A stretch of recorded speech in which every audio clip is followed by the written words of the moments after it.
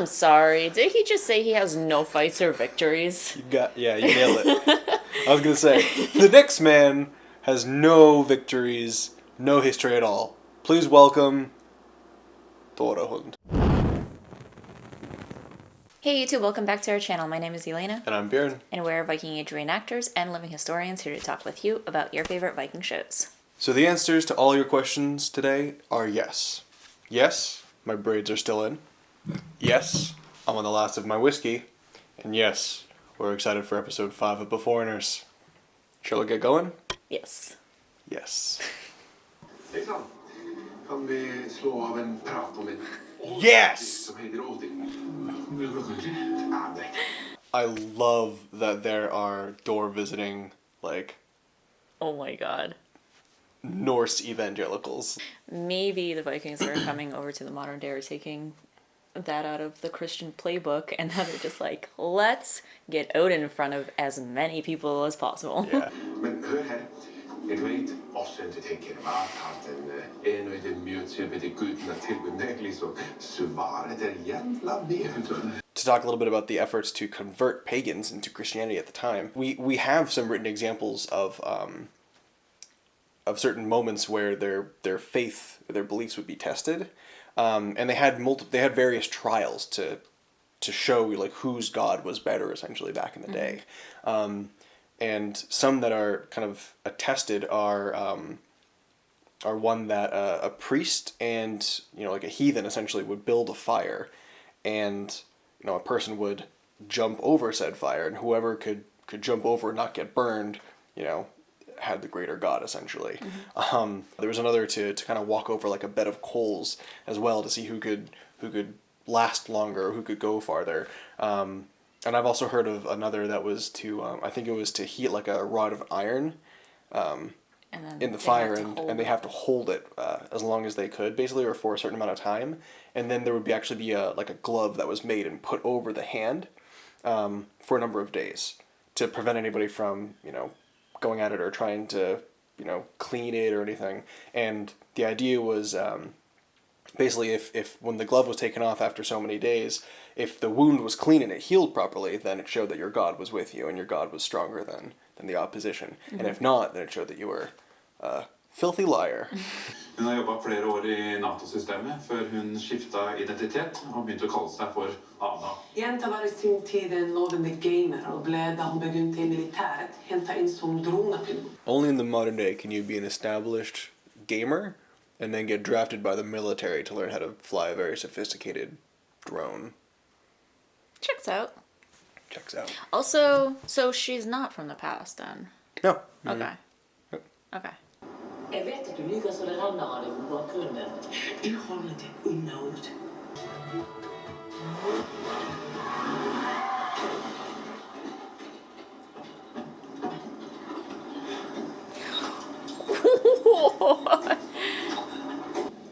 Men vet du hva, Wenche?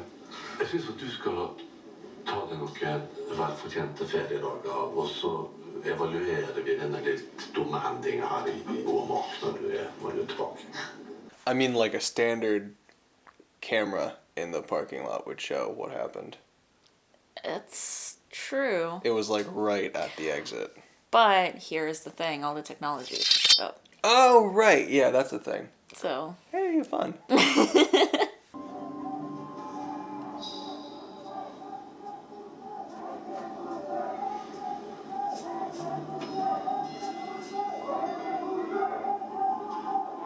I'm really enjoying how they're bringing an old conflict into the modern day right now. Mm-hmm. Because we know that from their time, in the year 1030, there was a lot of conflict between the religions, and just the mention of his name brings out that religious conflict again. Yeah, like he's basically just becoming kind of like a scapegoat, essentially. A bit, yeah. Yeah.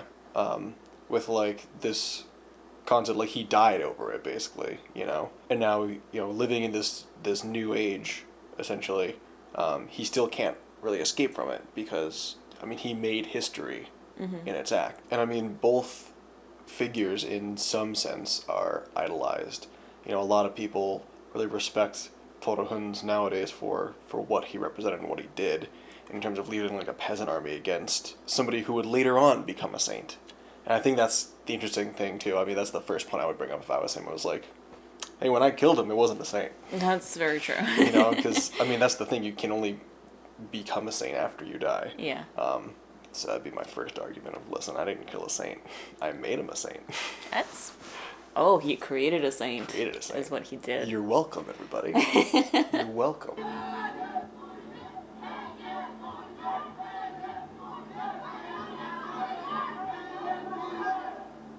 So with the last reserves of my whiskey, I'm going to talk a little bit about some history. Since we kind of haven't really discussed it in great detail, really what's going on with Tore Hund and St. Olaf. Mostly we get our information from Snorri Sturluson's Heimskringla, which is kind of the story of kings. So Tore Hund was born kind of in Christian Norway, but he himself was a pagan. St. Olaf was a Christian representative and the king at the time, and various political climates were all shifting and crazy things were happening. Norway was united but was kind of fracturing after Harald Finehair's death because everybody started to vie for power. Tore Hund was actually very opposed to King Olaf for personal reasons as well as religious reasons. Tore was a very respected person in his region where he lived and was a very successful Viking, and actually ended up joining forces with Danish King Canute the Great to drive Olaf out of Norway and put him into exile. A new king was elected, Håkon, who later died, I believe he drowned or something, and after that happened, Olaf kind of came back to Norway and, you know, had another battle basically to try to reestablish his claim to the throne again.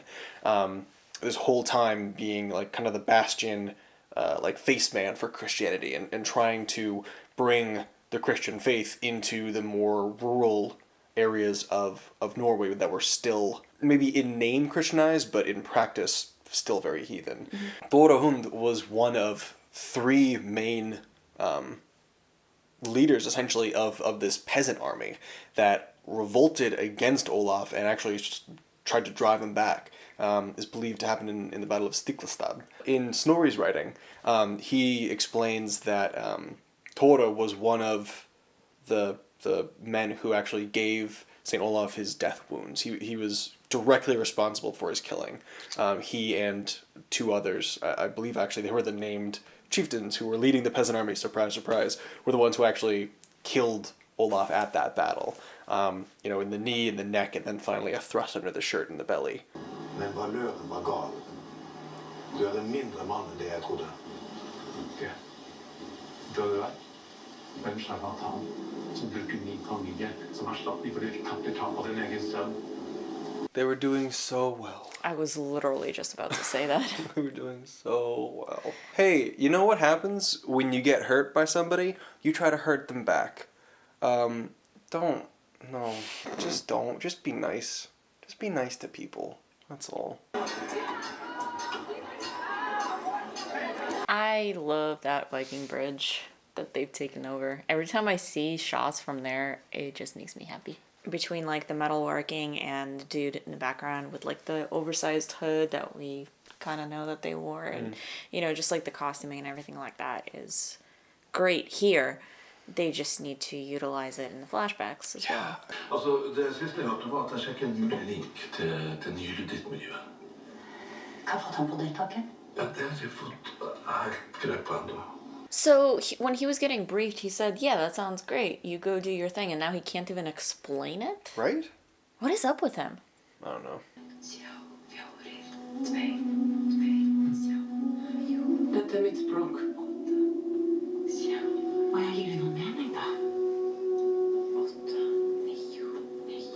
Sounds like she's counting.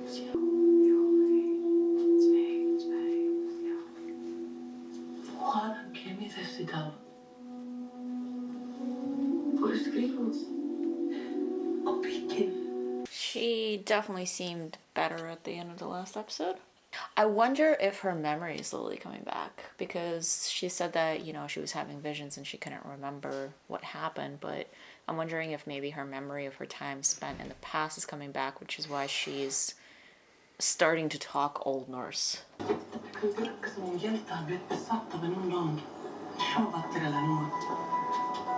Evil spirit. Gluten. Gluten. Anyways, so what she's saying here is that she's possessed by Sjóvættir. So the Vattar were in Norse mythology, they were spirits, and there are many different variations. We know of them talking about land spirits and forest spirits. There are also the Sjóvættir, which are sea spirits. The same ones that they would either display or remove the beast heads on their ships to either show respect to or to ward against, essentially. So this is an interesting kind of thought because it shows what happens if you don't treat them or handle them in the right way, if you don't scare them off or if you don't show them decency, essentially. And I find it interesting that she landed on that specifically because, the girls were out on the water and, doing their thing out there and, disrespecting the spirits, possibly. Yeah, I mean, absolutely. So it's kind of interesting that she arrived at specifically that spirit. And also striking, it just is that, the Sjóvættir would be ones that I feel like she would deal with on a fairly regular basis, yeah. Being a Viking, being a raider, like a Exactly. seafaring Exactly. warrior, it would be something that they would be very cognizant of as well. So I like that they're, again, starting to include these bits of mythology like they did in the beginning when it was more just, trying to find her explanations of, the modern world or something.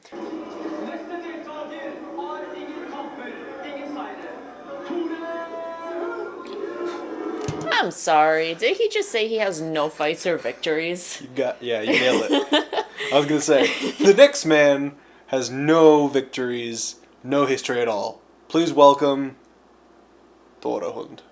Just like... Have they been not paying attention to the news lately? I'm sorry, what?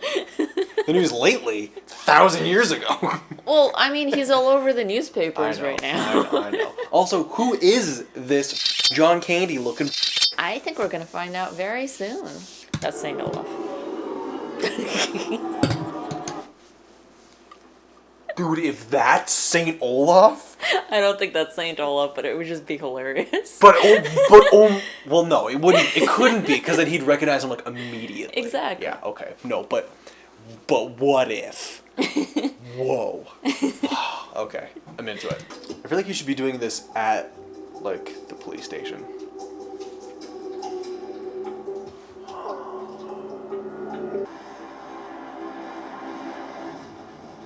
Here we go. That weird dude. They're really leaning into this whole Christianity versus heathenry thing hard. Yeah. Just like the fact that, he goes into this like underground fighting ring to try and get money, and then the guy that he's pitted against has like all of this Christian memorabilia on I mean, his him tag and name everything. is the Savior. Yeah. Like, are you kidding me? It's just more reflection on that whole, like, as soon as he like gets in that mindset and is like close to defeat, it just like all comes rushing back, and the sign of cross and all. It's nuts. Has to keep fighting. I really want to know who Norwegian John Candy here is. I'm really curious. Ledelsen fant plastikksaft i bilen. Ja, og Vikingen påstår selvfølgelig at han ikke aner hvor den kommer fra, så hun er sendt ned for å ta noen blodprøver nå. Hva for en kollega nå?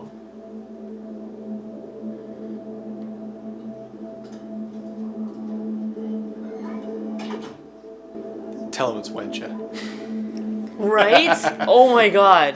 Oh, it'd be funny. Jeg har fortalt dem at tempelstaten var min. Så...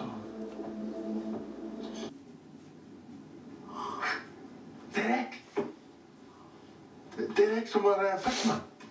So really quickly, that doesn't give him the right to break in. 1. 2, he's one of St. Olaf's men. Yeah. But 3, he's now preaching heathenism. So he was a Christian.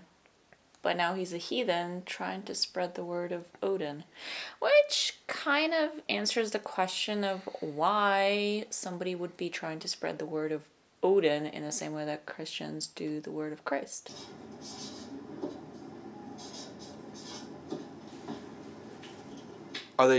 Is it a point on a map? Why is he still holding the staff? I think he's asking the same question.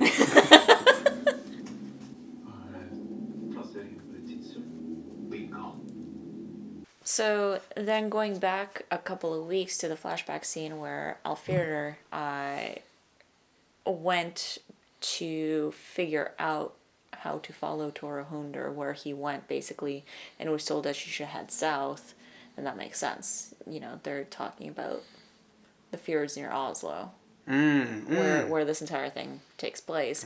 So she had to travel to that specific location in the water to be able to cross over. Yes. Also, Navin was the person who founded, Oslo, according to his words. So he was there as well. Ooh, and also the dude with the mustache who was wicked, stoned. He was trying to go back. Yep. And he was diving in. Yep. He knew something too. Yep.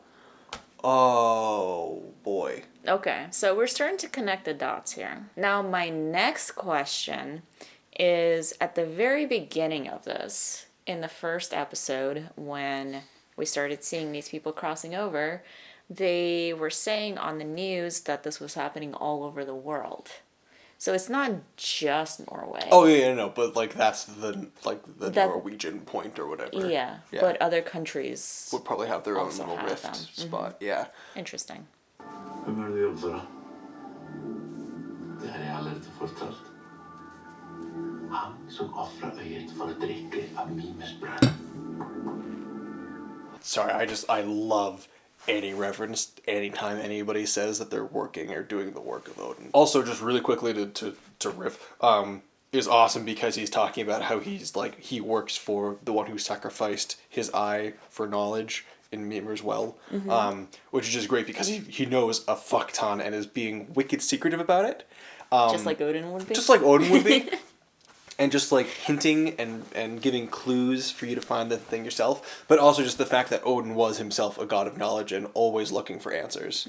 And now this man who represents him is the one who has basically all the answers. And he's sits there on the couch just waiting next to him I can't wait to see your face when you figure it out. I can't wait.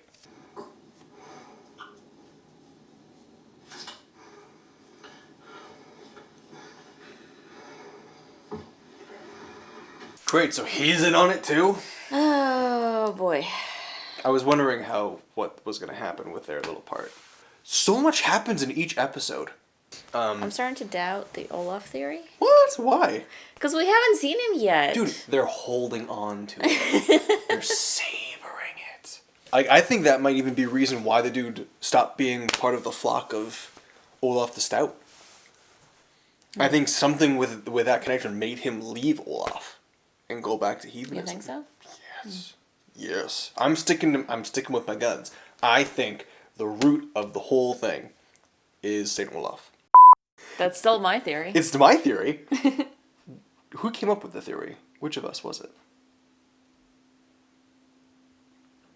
I can't remember. I can't either. We'll find out. I always picture that one Viking dude that just gets off the ship and doesn't do anything and just waits for his comrades to come back with the loot. Orm. Yes. Just showing up late after almost drowning. Yeah. If you did, hit the like button. If you're new to the channel, share, subscribe. And we will see you in the next one. Thank you guys so much for watching. We hope you enjoyed it. If you did, hit the like button. If you're new to the channel, make sure to subscribe. And hit the bell so you can be notified of our future videos. And we will see you in the next one.